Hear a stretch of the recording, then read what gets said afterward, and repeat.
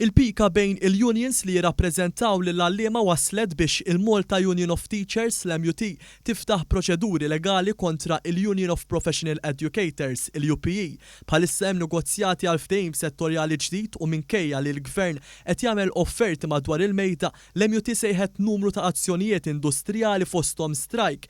Il-UPE staqsiet fl-aħħar jiem għaliex l-MUT qed issejjaħ dan l-istrajk u għamlet numru ta' domandi lill-MUT. Jidher li l-MUT din xejn ma ħaddita tajjeb u s-sibt ħabbret li bdiet proċeduri ta' libel fil-qorti kontra il-UPE.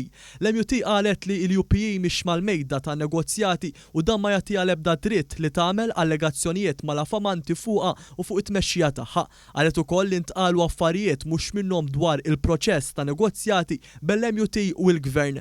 F'waħda mill-ewwel dikjarazzjonijiet tagħha l-UPE kienet qalet li l-Gvern qed joffri biss żieda ta' 2% xi ħaġa li kienet miċħuda għalkemm imbagħad irrepeti għall-Partit Nazzjonalista. L-MUT jakkuża wkoll lill-UPE li trid ittawwal in-negozjati. Però fl-istess ħin l-istqarrija tal-MUT ma weġbitx id-domandi tal-UPE il-ġimgħa li għaddiet.